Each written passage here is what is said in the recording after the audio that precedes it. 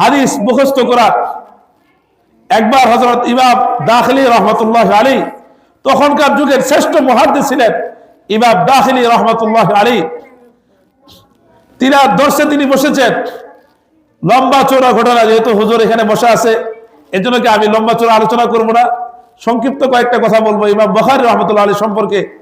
ইমাম বুখারী রহমতুল্লাহ আলাইহি তিনি ইমাম দাখিলি রহমতুল্লাহ আলাইহি দর্শে বসলেন। ইমাম দাখিলি রহমতুল্লাহ আলাইহি তিনি এরকম ভাবে হাদিসের যে সনদ রয়েছে, ধারাবাহিকতা রয়েছে, একটি সনদের মধ্যে একটি ধারাবাহিকতার মধ্যে তিনার একজন রাবি বর্ণনাকারীর নামের মধ্যে কি ভুল হয়ে গেল। তখন মাত্র ইমাম বুখারী রহমতুল্লাহ আলাইহির বয়স 10 বছর অথবা 11 বছর। তিনি ইমাম দাখিলি রহমতুল্লাহ আলাইহিকে বললেন যে শায়েখ, আপনি যে সনদ বর্ণনা করতেছেন এই সনদের মধ্যে একটা সূত্রের মধ্যে কি ভুল হয়েছে।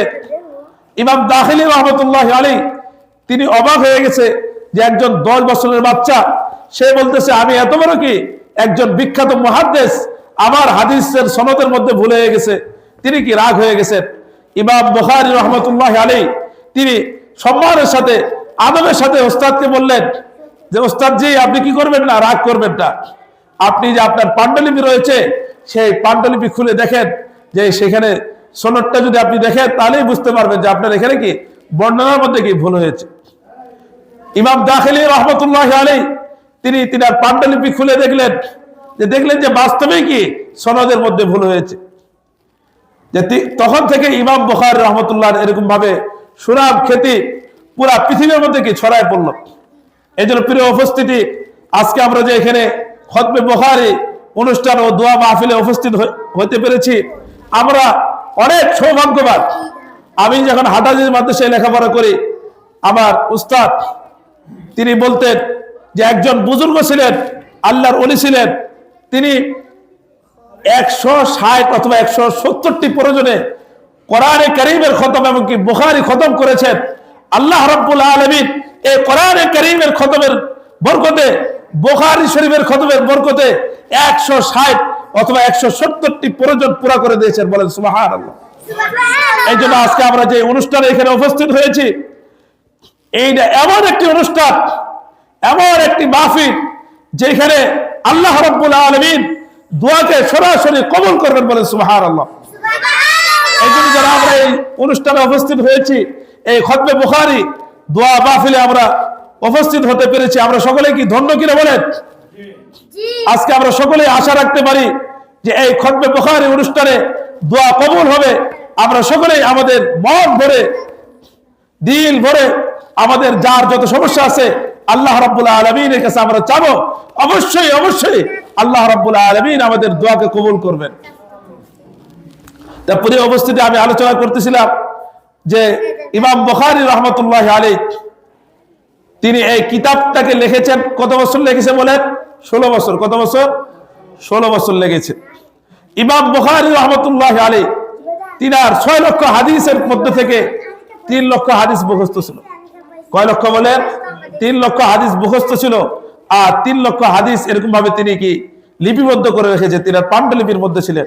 ইমাম বুখারী রহমতুল্লাহ আলাইহি এই 3 লক্ষ হাদিসের মধ্যে থেকে 7275টি হাদিসকে এরকম ভাবে সংখ্যার মধ্যে কি কম বেশি রয়েছে, মুহাদ্দিসিনে কেরাম কি কেউ কি আরো কম বেশি কি সংখ্যা বলেছেন, যেহেতু আমি কি এখন বিস্তারিত আলোচনা করার সময় নেই।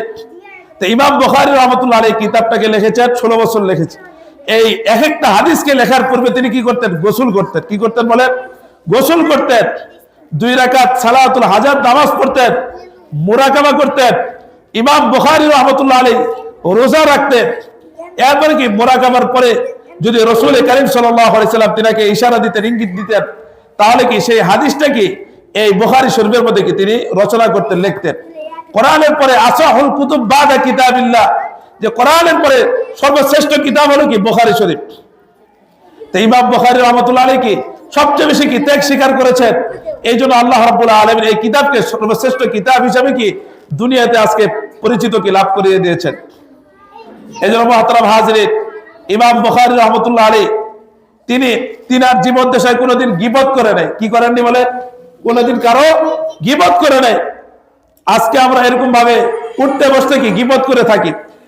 এই জন্য প্রিয় উপস্থিতি, এই ইমাম বুখারী রাহমাতুল্লাহ আলাইহির এই জীবন থেকে আমাদের শিক্ষা নিতে হবে যে আমরা কোনোদিন কি করব না, কারো কোনোদিন গীবত করব না। ইমাম বুখারী রাহমাতুল্লাহ আলাইহি তিনার জীবনীতে লেখা আছে যে তিনি 40 বছর যাবত তরকারি খাননি। কতদিন যাবত বলেন? 40 বছর যাবত তিনি শুধু মিষ্টি জাতীয় জিনিস দিয়ে কি তিনি রুটি খেয়েছেন। তিনি এরকম ভাবে কি অসুস্থ হয়ে পড়েছেন। ইমাম বুখারী রাহমাতুল্লাহ আলাইহিকে ডাক্তাররা বললেন যে আপনি কি করেন? তরকারি খান। ইমাম বুখারী রাহমাতুল্লাহ আলাইহি বললেন যে আমি যদি তরকারি খেতে যাই তাহলে কি আমার শরীরের মধ্যে কি বিলাসিতা আসবে।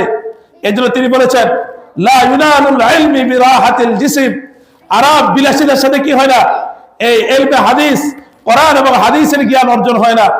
তা আমি আমার বিলাসী জীবনকে এই দ্বীনকে প্রতিষ্ঠিত করার জন্য আমি ছেড়ে দিলাম। এজন্য প্রিয় উপস্থিতি, আমরা কি করব? আজকে আমাদের যে আলোচনা এখন কি ধারাবাহিকভাবে চলতে থাকবে। আসলে হুজুরকে বসায় রেখে এখানে কি আমি আর আলোচনা করতেও চাই না, আর এসার যেহেতু বেশি কি সময়ও নাই। এই জন্য আমরা খতবে বুখারী যে মাহফিলের অনুষ্ঠান আমরা উপস্থিত হয়েছি। আমরা ইনশাল্লাহ আমাদের আমন্ত্রিত যে মেহমান তারা কি রয়েছে তাদের মুখ থেকে আজকে আমরা গুরুত্বপূর্ণ আলোচনা এখন ধারাবাহিকভাবে কি শুনতে থাকবো। আজকে আমি যতটুকু আলোচনা করলাম, আল্লাহ রাব্বুল আলামিন ইমাম বুখারী রাহমাতুল্লাহ আলাইহির সেই জীবন থেকে কয়েকটি যে আমরা এরকম ভাবে ঘটনা শুনলাম, সেই ঘটনা অনুযায়ী আমাদেরকে উপদেশ গ্রহণ করবার তৌফিক দান করুন। সকলে বলুন আমিন। ওয়া আখিরু দাওয়ানা আলহামদুলিল্লাহি রাব্বিল আলামিন। হ্যাঁ।